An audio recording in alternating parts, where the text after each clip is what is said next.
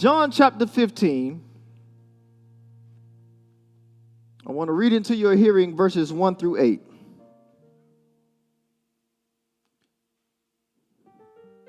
Once you have it, say, I have it.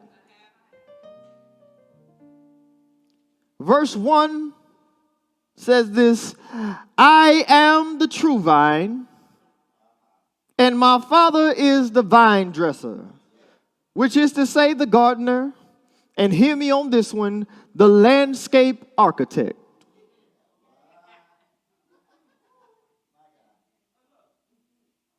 Oh, you got to hit me on that one. He's the vine dresser, so he's the landscape architect.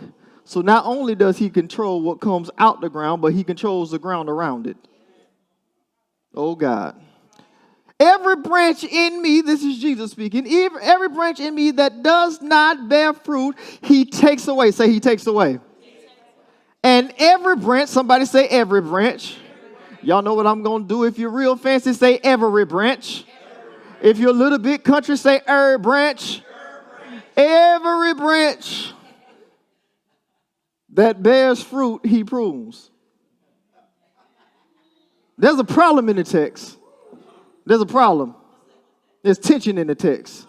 Because he says, every branch in me that does not bear fruit, he takes away.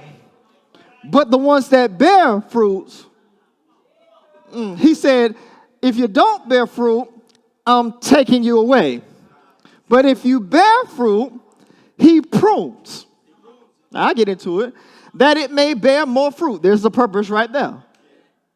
You are already clean because the word which I have spoken to you. If you really receive that word, you ought to give God praise right there. I said you're already clean because of the word that you have. No, let me say it again. You're already clean because of the word that you have.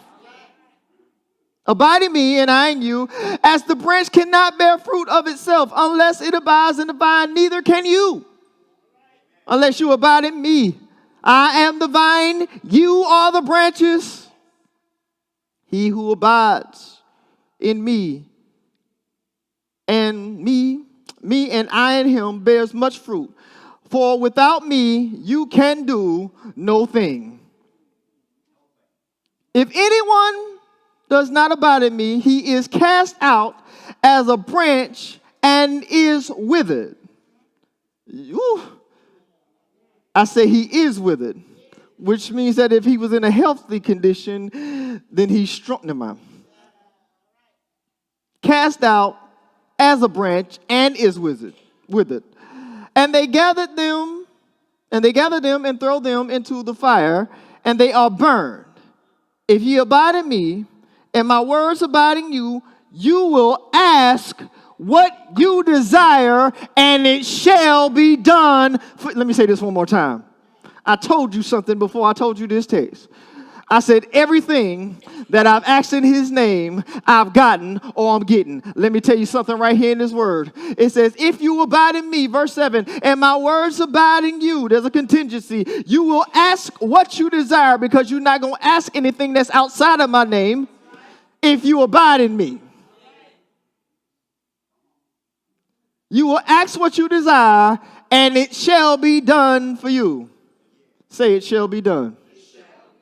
Make it personal. Say, for me. Oh, yeah. Say, but I got to be in the vine. Not in the vein, in the vine. You understand what I'm saying? Not in vain, in the vine. Yeah. And so by this, my Father is glorified that you bear much fruit. So you will be my disciples. Take your seat. Verse 1 and 5, Christ declares, I am the true vine. A vine is a climbing tree. It's a climbing stem. Forming a rootstock, eventually branching upward and outward.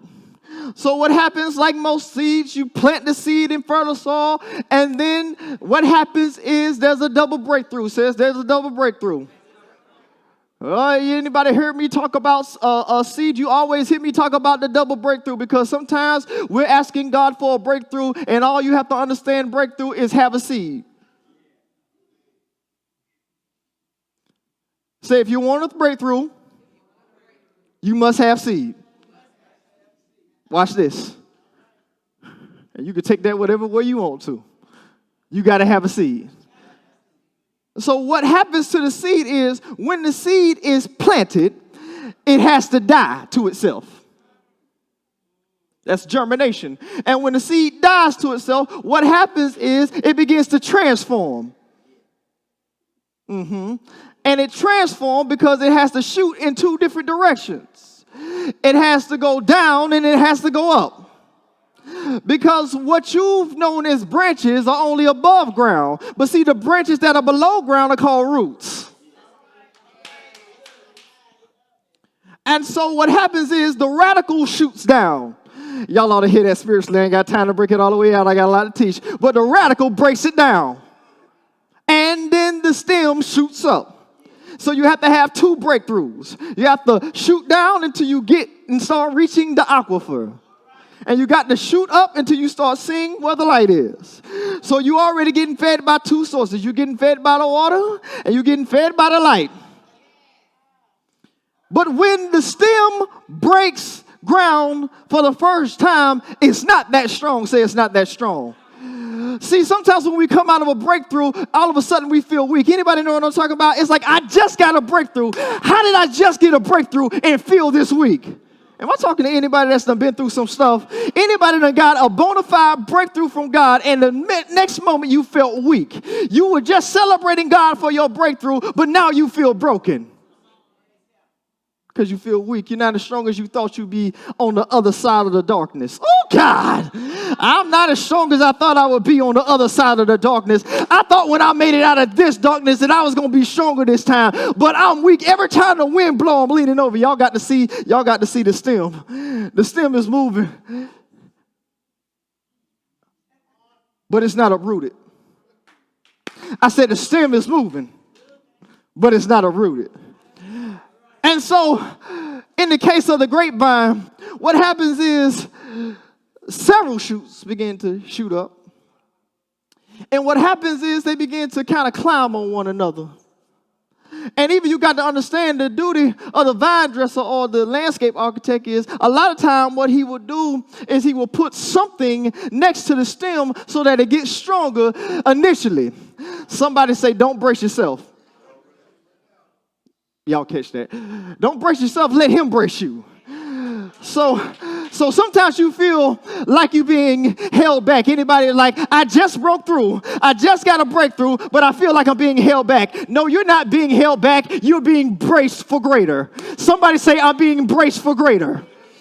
Okay. So I'm being he's bracing me for greater. He's bracing me for greater because I'm never going to be strong enough to carry the amount of fruit that he needs me to carry unless I'm strong enough to stand. And I'm not going to be strong enough to stand unless he's got my back. And so as this thing is strengthening, crawling upwards, it does something that's weird. I want you to look at a picture of a grapevine, several one. What happens is it grows up and then it splits out.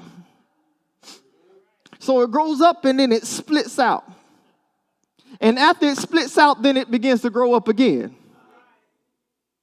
I said it grows up, it splits, and then it grows up again. Are you with me so far? So it forms a rootstock. Eventually branching upward and outward because, see, what you see as a trunk started out as a stem. Anybody driving this driveway knows that there's a huge oak tree out there. It's a monster tree. It's a monster tree. If you want to remove that thing, you're going to have to bring some industrial equipment in here. You can't just knock down that tree. You got to bring something in here to move that joker. But did you not know that some time ago, it started out smaller than my pinky?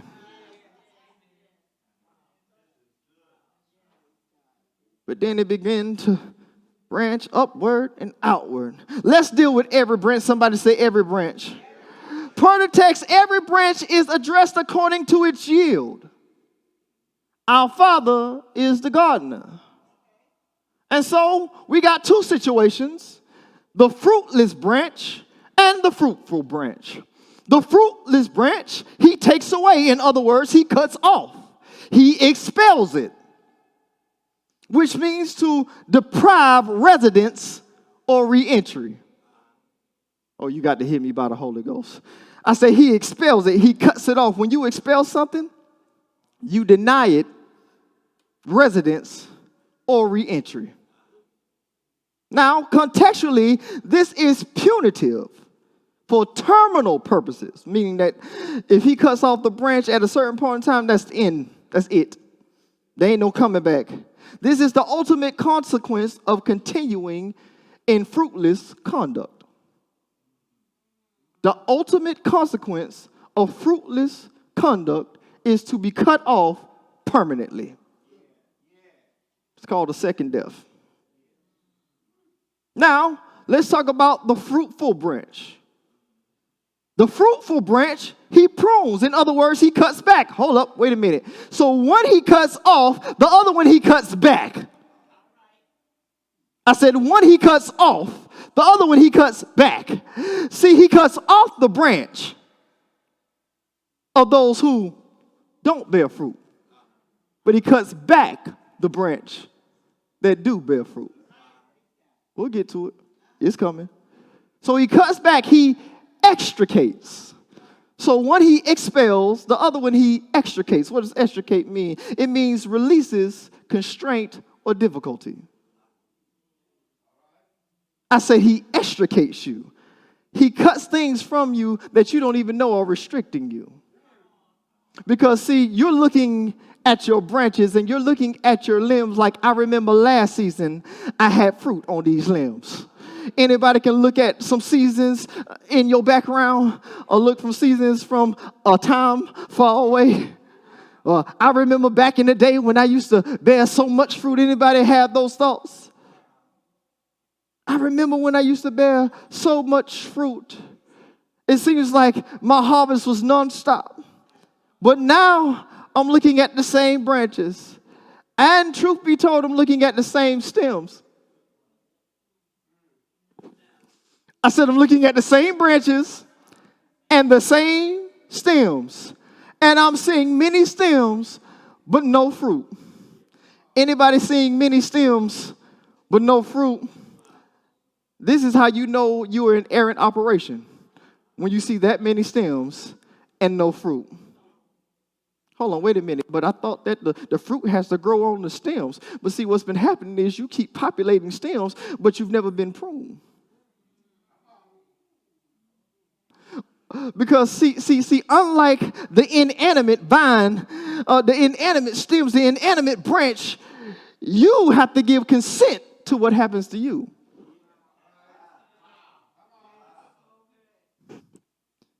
You have to give consent.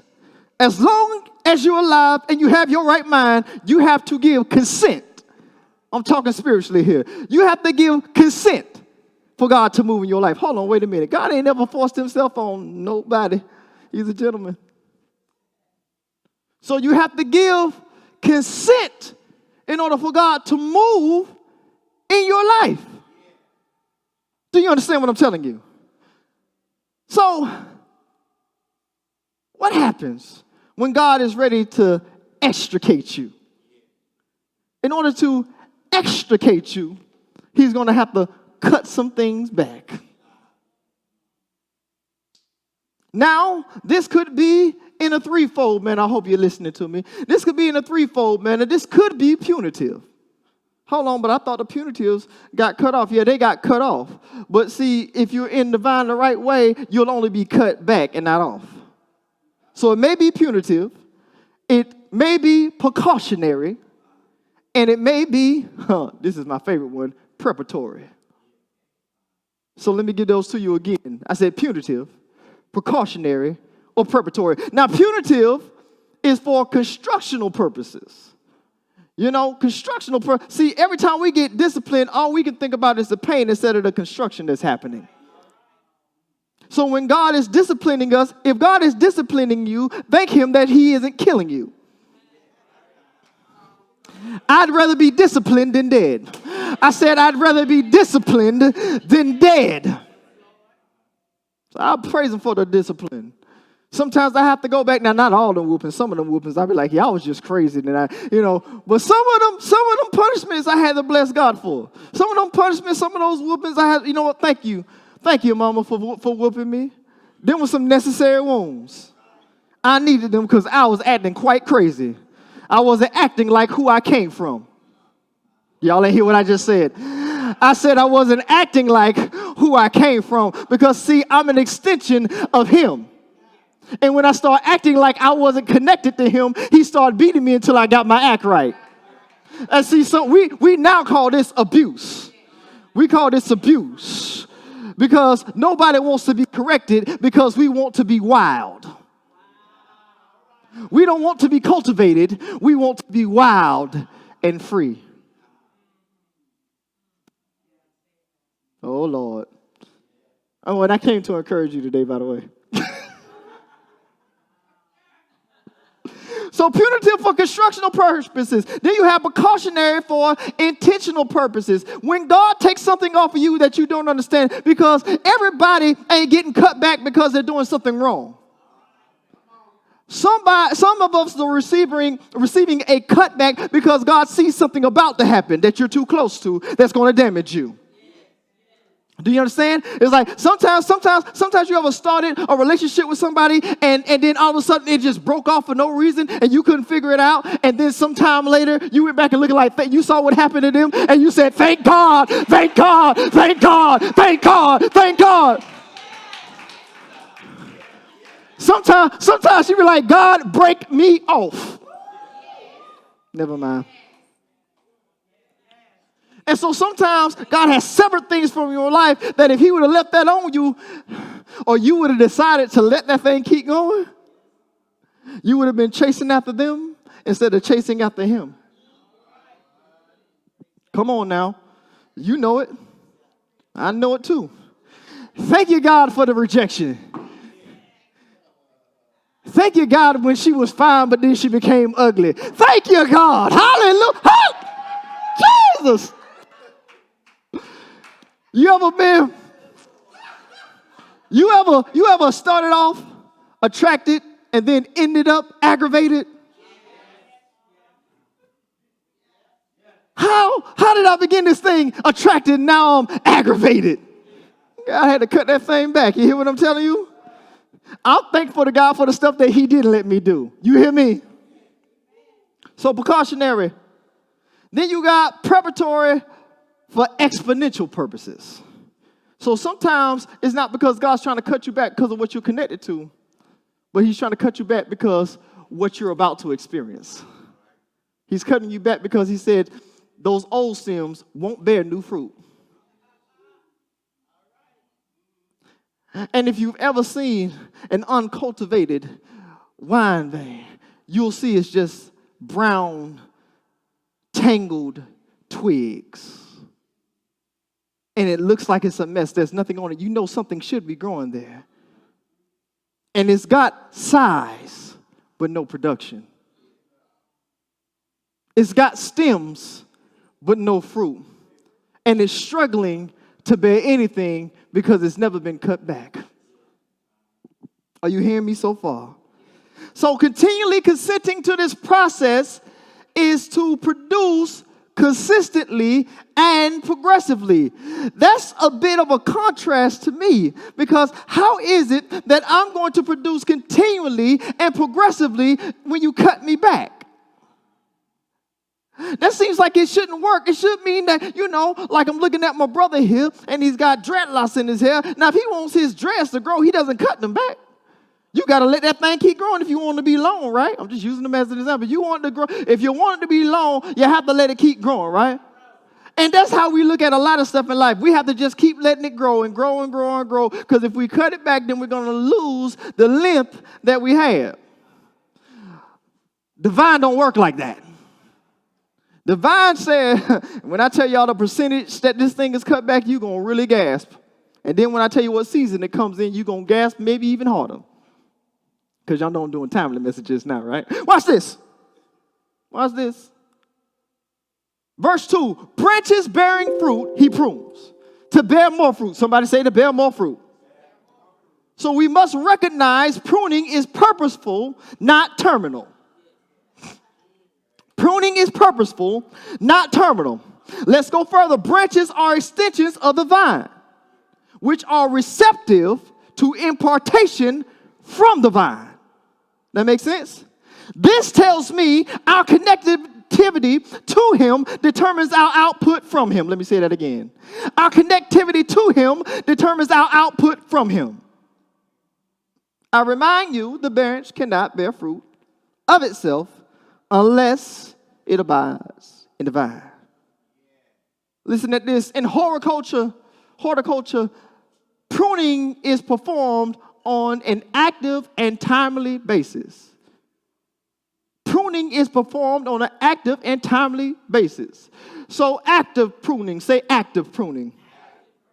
Active pruning immediately and constantly addresses the dead, dying, and disease developments. Let me say that one more time. I said the dead, the dying, and the disease developments. Dead means lifeless. So whatever is growing off you, because see, we're connected to the vine, but then things grow from us. Oh, come on now. I'm talking to believers. I'm talking to believers that are still connected to him. I'm still connected to him, but I start to realize that some things that are coming out of me are dead things. So the dead is the lifeless that's still attached. Then you have dying, which is grievous. Anything that is dying, anytime something, or I don't mean to be insensitive, anytime something or someone around you is dying, it becomes very grievous. So the dying things are the things that grieve you. The grievous things are the things which are trying to deprive you of your joy. The grievous things is what had David saying, hey, restore to me the joy of my salvation. And then just check this out, because he understood that he was a part of the vine. He said, uphold me with thy free spirit. Y'all ain't hear what I said. He said, Lord, brace me. Uphold me. Because see, the nature of the vine, that it does grow up, but sometimes there's some things that try to grow down. We'll get there. And then you have the disease. Oh, Lord, the disease. The disease may possibly be the most dangerous anti-growth, we'll call it. Because the disease is infectious. That means that it might not only damage you, but it could damage other people too, because it's contagious. The dead, the dying, and the disease. Listen at this. Kingdom culture, we were talking about horticulture. Now we're going to talk about kingdom culture. Kingdom culture cannot justly expect to produce next level harvest, believing everything stemming from us is healthy for us. Everything that comes from you ain't necessarily good for you. Y'all know this because some of the words that came out of your mouth wasn't the best things for you. Because I know sometimes we start looking at other people, but I like you to do that, that self-examination. Yeah. I don't want you to blame nobody, because blame is a false sense of release. You understand me? I need you to look and say, what part of this do I own, so that I can make corrective actions? That makes sense? I'm a part of the problem, which means what? I'm a part of the solution.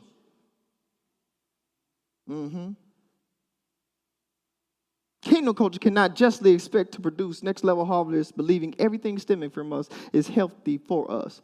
Here's a rhetorical question for you. Are these limbs, these suspect limbs, beneficial for the vine of origin, or candidates to be cut? So when I start looking at things that are connected to me that aren't bearing fruit, I got to start asking myself questions. It's connected to me, but is it beneficial for the vine, or is it a candidate to be cut? Some of y'all got a lot of candidates on your branches. Anybody can be real and say, I got some candidates on my branches. I need to make some cuts. I need to start letting God cut some things out of my life. I know it's going to seem like I'm not as big as I used to be. I know it's going to seem like I'm not as important as I used to be, as strategic as I used to be. But if I let God cultivate me, if I let God begin to cut some things back out of my life, then the season that I'm preparing for is going to be a season that I couldn't even have imagined. How is it that God could prepare you beyond your imagination? He's got to make some cuts. When they pick sports teams, I was looking at my brother's post. When they pick sports teams, what do? They bring everybody in and say, you can try out. But only the cream of the crop. Only the cream of the crop is going to make the team. And so there's some things that are connected to you that aren't the cream. They're not going to produce the cream of the crop.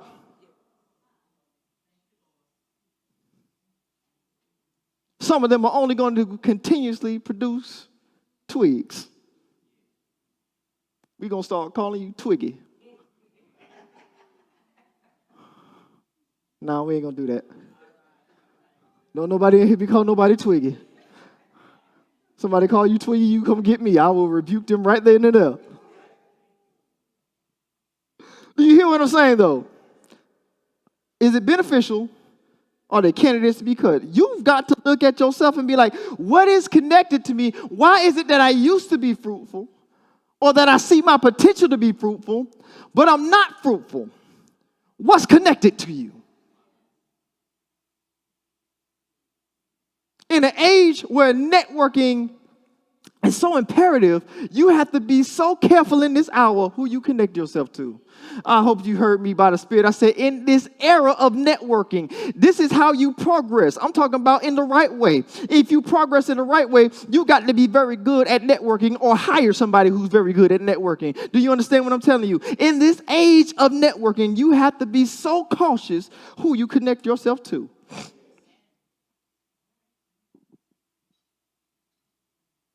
And some people that we've been connected to, we're going to have to, some things that we've been connected to, we're going to have to, God, go ahead, take that. Go ahead, take that. I don't need it no more. Here's the thing about us again, because, see, sometimes we let God cut stuff, but then we try to put it back on. And you don't think, since we can become engrafted, that other things can't become engrafted?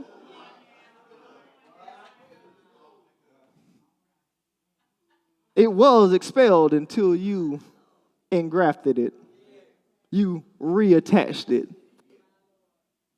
Do not reattach what God has severed. What God has brought together, let no man put asunder. And what God has taken apart, let no man try and reattach. I know that ain't scriptural. It don't sound like King James Version, but it'll work if you work it. Is this making sense to anybody?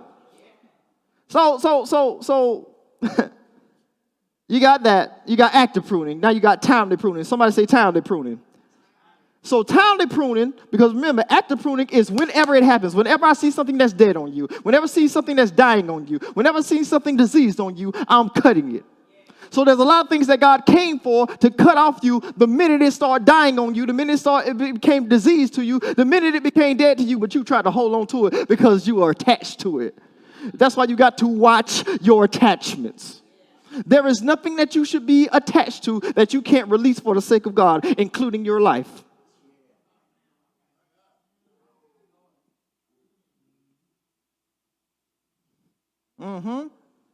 Timely pruning. For the natural fruit tree can enhance the quantity and quality of the crop. Got to say that slow because it's got all them cues in it.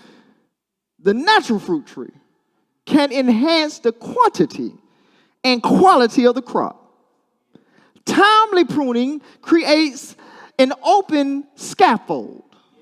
It creates open scaffolds. Anybody know what a scaffold is? If you ever seen them doing work or whatever, they slide around on this big rig that holds. So it creates open scaffold. But hold on, what do you mean a scaffold? It's attached to me. It's a scaffold. That's what limbs are. They're scaffolds. Yeah. So it's a scaffold. Somebody say it's a scaffold. So it creates open scaffolds because, see, this thing is a living organism. So you got to cut that thing off so the scaffold can hold more. It can go higher. That makes sense? So it creates open scaffolds or platforms. That may be a word that may ring true to you a little bit higher. It's platforms strong enough to bear abundant fruit. Here's the key. without breaking. Because when he makes those cuts, he's making you tougher. He's actually strengthening you. He's actually opening you up where the living part still is. Because, see, though you might not have been aware of the things that were diseased and dying, and even some of the things that were fruitful last season that were on you, they're beginning to dry up other resources. And so he's got to cut you back to the point that's still live, that still is closer connected to him. Because you realize sometimes, the more we grow, the farther we get. And so what he says is, let me bring you back down. Actually, let me bring you up to my level. Let me bring you down, but let me bring you up to my level. And when I open up those platforms, it's so that when you bear fruit in this season, because the season that I'm talking to you prophetically about is a season that your old limbs couldn't hold anyway. So I know you used to bear fruit back in the day, but these limbs, they're going to hold more fruit than you ever produce if you let the Father do the cultivating. That makes sense? So you got to let him cut it back. It can't even be the ones you choose. It's got to be the one he chooses. You can't be like, I'm going to give you Ishmael. No. I want Isaac. I don't want Ishmael. I want that Isaac one. Give me that one. Because what did Abraham do? Abraham was ready to prune that thing, wasn't he? He said, God, you asked me for it, then I must have to cut it off. He got it. He's like, what's that knife in your hand? You know what time it is.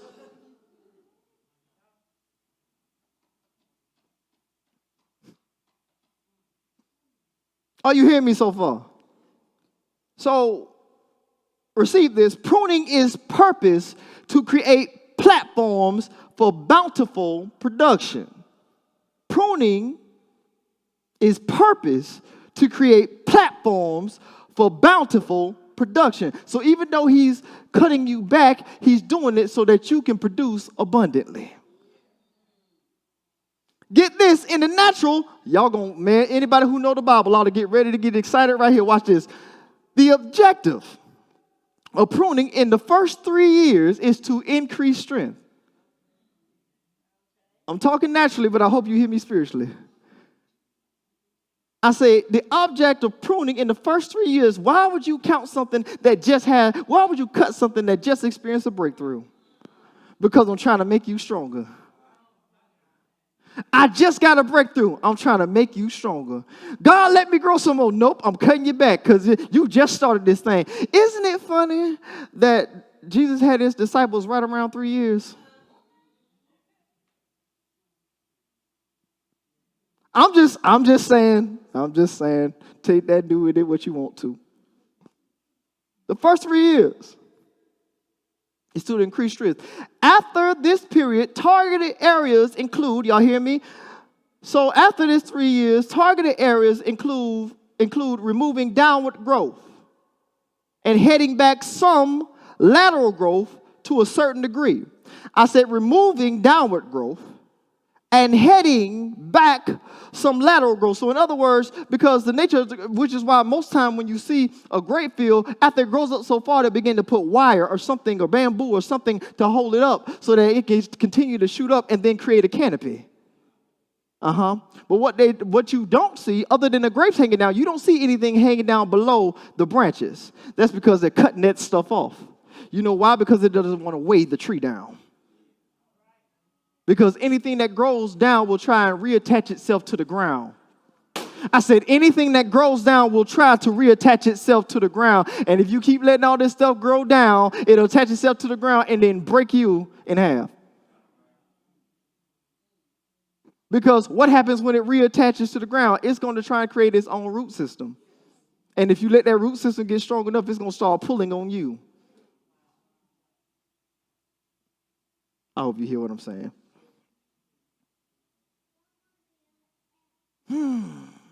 And so the lateral growth, because again, I told you that the way the grapevine grows is it grows up and then it grows out, right? So to a certain degree, the branches are becoming stronger and stronger and stronger and stronger. And there's also shooting stems that are going up, right? So we cut back those stems that we need to, not all of them, but a good portion of them. A healthy portion of them, actually. Cut those back. But then there's a certain lateral, and it's okay, that's good. Let me cut you back to a certain degree so that you can stretch out further in this next season.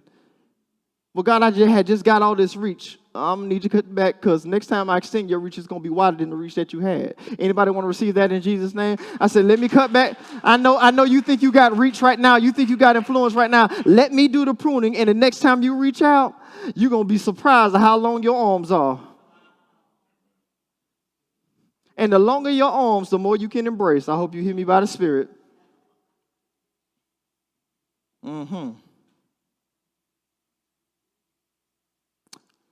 Get this. Most fruit trees don't require pruning annually once they have been trained. You got to hear what I'm saying. I said most fruit trees. Most fruit trees do not require pruning annually once they have been trained. Therefore, the initial pruning is essential. However, somebody say however. Here's where it may get even better for you. However, grapevines require severe pruning. I said grapevines require severe pruning. More than 70%. And I'm talking in the natural, but I hope you hear me. I said grapevines require severe pruning. More than 70%. Could you imagine losing 70% of anything? Of anything. Some people are like, yeah, I sure can. Because you've been there. Well, if you right around 70%, get ready for this next season. If you right around 70% loss, get ready for this next season. Because about 70% cutback. Ain't that something? Here's the part that got me. So if the severe pruning, the required severe pruning, wasn't enough to get me to start looking at this thing even more spiritually, it's when it happens. It's when it happens. Because remember I told you there's active pruning and then there's timely pruning. So in the timely and the seasonal pruning for a grapevine, the grapevine is severely pruned at a specific time of year. Late winter. Why is it God will cut you back when it's coldest to you? Oh my God. Why would God cut you back in a season where everything is already dying? I don't think you hear me spiritually. I said, why would God cut me back in a season where things are either dying or dormant? Why would God do that? Because it's in his divine timing. And if you be real with me, if anybody's ever been injured when it was warm and been injured when it was cold, I bet you the cold one hurt worse. I just want to talk to real people that can feel real things. Anybody been hit when it was cold? You been hit when it was warm. It might have warmed you up small. Like, okay, let's go. But when they hit you, it was cold. Like, why'd you do that? What's wrong with you? So he waits to the latest season, to the last season. Because you started off with spring, didn't you? In spring, everything's growing in spring, ain't it? Everything's green. Everything's popping in spring. I'm not talking about finite timelines here. I'm talking about seasons of your life. So in spring, everything is green. Money green, fruit green, green tea, I don't know, green. Everything green. Lights green. Got a green car because of like everything green. Money green, green. Eyes green, just green. Just green stuff. Then summer came. Everybody loves summer. Because summer is your time off. Summer is come on now. I want to talk to some natural people. Summer is a time where you can't find hotels in the summertime. Why? Everybody's trying to take a vacation. We know this because we did out here. You don't even like being in Florida too much. And sometimes like, oh, the tour, it's so much traffic. We get traffic all the time. But in summer, it picks up. Why? Because of the heat. So things pick up in the summer season. Because outside is nice. It rains a little bit, but you'll wait out the rain because you know that sun's coming back out. Isn't it funny how you treat the rain differently in summer than you do in winter? In the summer, sometimes you welcome the rain. In the winter, you can't stand it.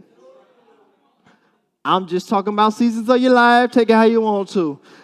Sometimes you'll be praying for rain. Because if it's been hot, it's drying up your stuff. You're like, Lord, send the rain. Send down your rain, Lord. You be singing it, right? Send down your letter rain, right? So you be waiting for that rain in that season, but in cold season, well, it's got the rain too, right? And then the autumn comes. And there's a reason why I always address that season as autumn. Because I ain't trying to experience no fall season. But some of us have experienced some autumn seasons, and some of us have experienced some fall seasons. And during fall, what happens? Things begin to start showing you that they're dying. Colors change. And some of us like autumn season. I ain't talking about, I just want you to see this spiritually. Some of us can't wait because we want to see the colors change. It's funny how our minds operate. We want to see autumn, and if you think about it psychologically, so you want to see something start dying. I just want you to think on another level, that's all. Oh, man, I wish the trees would change colors, so you want that tree to start showing that it's dying. Okay. Interesting. Just a thought. Anyway, so fall starts showing you that things are dying. By winter, whatever ain't evergreen is dormant or dead. So winter for the believer is only a dormant season, not a dead season. Oh, you ought to give God praise right there. I say winter for the believer is only a dormant. It's a Sabbath. It's a resting period. Yeah. That's why the Sabbath is on the last, never mind. I said it's the last season, never mind. That's why the last season of your life, if you live to eternity, will be one of resting, never mind. So in this last season of rest, of dormancy, when everything else around you look dead, I'm going to tell you, eternity is going to look like a lot of death too. Never mind. Y'all ain't catch. Y'all hear what I said? So, because you're going to go to one life or the other one, right? So anyway, and then what happens at late winter? Right when you know it's about to turn around because you know how seasons work. And spring is coming again. Isn't it funny how fast things shift in spring? Isn't it wonderful how God would set up Sukkot right before he set up Passover? He said, I'm going to give you Sukkot right before it's wintertime. And I'm going to give you Passover right when it's springtime. Never mind. He says in Sukkot, in gathering, he says, come rest with me. And then come Passover, what did he say? It's time for first fruits again. See, in gathering is the gathering of everything. But then in Passover, what happens? That fruit comes back out, right? So he said, I got to make these cuts in the wintertime, in the late seasons, in the cold seasons. When it's going to be more acute in this season. What you feel in this season is going to be a more acute cut. It's going to be extra sensitive, and you're going to think that you are, but you just got to understand that it's God working in my life because he wants to produce more out of me. That makes sense to anybody? Listen real good. Pruning in certain seasons will elicit certain responses. Pruning in certain seasons will elicit certain responses. So sometimes you got to let him prune you in the springtime when everything is growing and you're like, hold on, this should be the season of growth. And he says, no, I'm going to have to cut some things that are growing down right now. Yeah. As a matter of fact, even if you got fruit on you, if I see anything that's diseased, I still got to get it off you so that the fruit won't be contaminated. You hear what I'm telling you? So I got to prune in that season. I got to prune in the summertime because it's getting a little hot right now. Let me open up your canopy. I don't think that you heard what I said. Let me open up your canopy so more light can get through. Because not only do you have to grow for yourself, but there's other things that are trying to grow from underneath you. Do you hear what I'm saying? So I got to clear your canopy. And then when it's autumn, oh, you know the real good cuts are coming out. So anything that's dying is what I'm coming after in the autumn. I'm coming after whatever's dying in the autumn. But then in the winter is when I make my biggest cuts. Because now I know your next season about to take place. And if you want a next level harvest, then you've got to consent to a next level pruning. If you want a next level harvest, you must consent to a next level pruning. Woo! Extra note, the Father prunes the branch that it may bear more fruit. We solicit, check this out. This is so interesting. We solicit by faith. We solicit by faith for a due season from the Father, don't we? Anybody soliciting God for a due season? Anybody soliciting God for a due season? God, I know some stuff that you're playing in me that is about ready to break forth, about ready to break through. I'm believing God for my 5th season. I'm believing God for a season of grace. I'm believing God for due season. Anybody have faith for that? Here's the turnaround. What happens when the God asks due season from you? Come on, God, give me due season. I told you, give me. Then God says, due season. Let me tell you what happens to the fruitless when God says due season. Fig tree.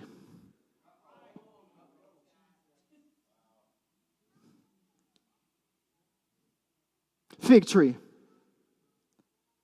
Notice in the text it said it wasn't the season for it to bear fruit. Jesus like, you don't understand who's in front of you right now. You trying to tell me it's not your season. I'm not operating in natural seasons. I'm operating in spiritual seasons. Oh, come on, hear me here, church. I said, I'm not operating in natural seasons. I'm operating in supernatural seasons. Anybody want to say I'm operating in supernatural seasons? That means that I can grow when other people are dying. Never mind. You don't understand what I'm saying. I don't think you understand what I'm saying. That means that I can produce fruit in seasons where it don't make no sense. How in the world you got fruit in this season? That's because I ain't on your clock, baby. I'm on his. I've already been through my winter. Right now is my spring. You're going in the winter. This ain't my winter, baby.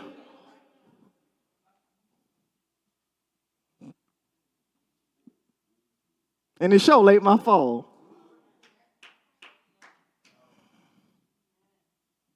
Will we have faithful fruit?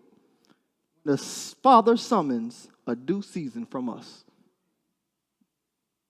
And you don't know when that was coming. He just show up. Due season. You hear what I'm saying? But you'll always be able to bear fruit if you connect it to the vine. And you let the vine dresser, the landscape architect, do the cultivating. I'm almost out your way. Verse 3, Christ says, you're already clean because of the word. Give him praise right there. Now, alike a vine cleansed by pruning, and so fitted to bear fruit. He's saying because you have the word in you, you're already receiving active and timely pruning. That's why your season isn't contingent on the natural. Because of the word that's in you. Oh, God, you should have gave God praise right there. I said that's why you're not relegated to natural seasons. Because of the word that's in you. The word that's in you, right there in the text, he said, you're already clean. Say, I'm already clean. You're already clean because of the word that's in you. So because you're already pruned, that means that you're letting him do the cutting whenever he wants to. If he say, cut it off, go ahead, God, do that. I'm cutting off, go ahead, do that. Go ahead, do that. I'm experiencing supernatural growth. I'm experiencing supernatural favor. Why am I experiencing these supernatural things? Because I was willing to be pruned whenever he wanted to. I didn't say, wait, not this season. I didn't say it was too soon. I didn't say it was too late in my life to go through this kind of severe pruning. It's too late in my life to go through this. I'm too old for this. I hear you. I'm too old for this. I'm too old for this. You're saying you're too old, and he's saying you're greater.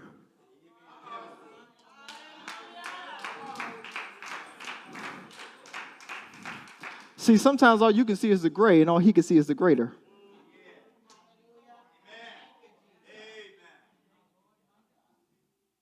All you can see your youth, but all he sees is greater. Because some people will despise you. That's why Paul had to write Timothy. He says, don't let them despise you for your youth. Don't let them despise you when you're producing more fruit than they ever have in their whole life in one season.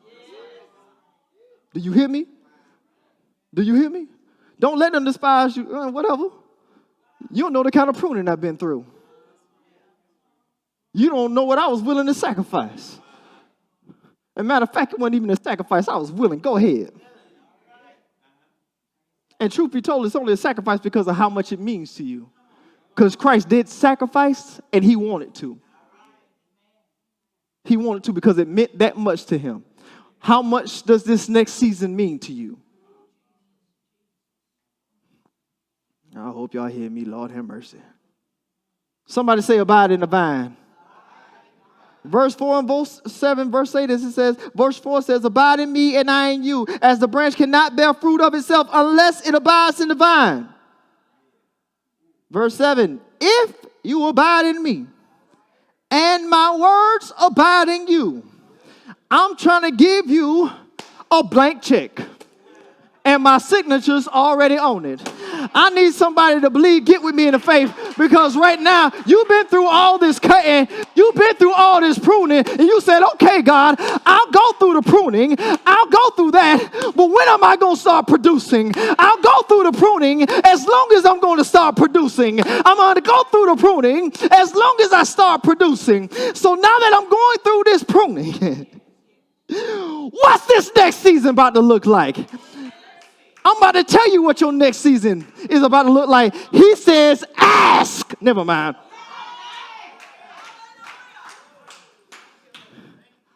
What's the asking price for my next level? Pruning. What's the asking price for my next level of ministry? Pruning. What's the asking price? Pruning. Somebody say, what's the asking price? That's a rhetorical question because you already know the answer. Pruning severely. Oh, you can't be proud. You can't be prideful and be pruned. You can't be prideful. Let me tell you right now. You can't be prideful and be pruned. You can't be pompous and be pruned. You hear what I'm saying? Say, cut that out. Ooh, Lord. Yeah, cut that off, matter of fact. Just cut that one all the way off. Don't cut that one back, God. Cut that one all the way off. I don't want that to grow back damn more time. Go ahead, cut that pride up out my system. Oh, and don't just stop at the pride. Go ahead and cut false humility too. Yeah, go ahead, cut that out.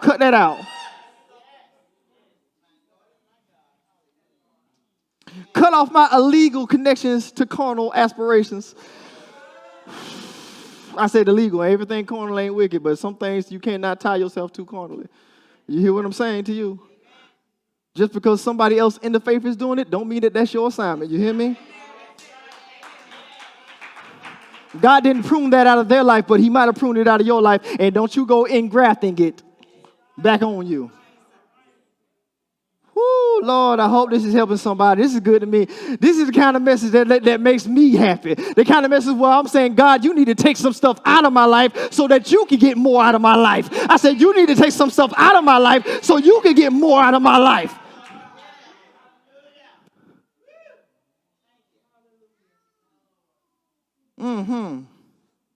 If you abide in me and my words abide in you, ask what you desire, and it shall be done. Anybody know the asking price? Pruning. He said, ask, and it shall be done. If you are in the vine, if you abide in the vine, all you got to do is ask. And if you've been asking, but you haven't heard an answer, start looking at your branches.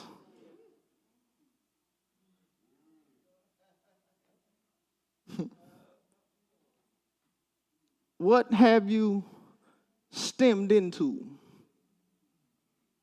What have you shot into?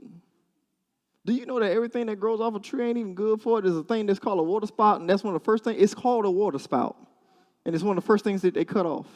They got things that grow from the root. They're called suckers. And I told y'all a couple messages ago that I live sucker free. You cut them off. Do you hear what I'm saying? Request made according to residency renders the results of accessibility. Let me say it again. Request made according to residency renders the results of accessibility. To abide in the vine is to remain connected, consented, and cultivated. Hear what I'm saying? To abide in the vine is to remain connected, consenting, and cultivated to the pruning process. I want to leave you with this. Your message entitlement for today, though they seem in contrast, is pruning and producing. Pruning and producing. If I allow him to prune me, then I can produce for him. If I allow him to prune me, I can produce for him. Did you receive a word? Give God praise all over this place.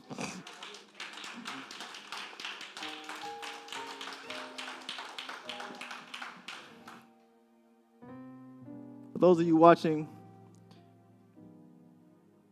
I believe if you listened, that you would find somewhere. It's not that you've been disconnected from God. It's just that you've let some other things grow from you, extend from you. And everything that stems from us is not for us.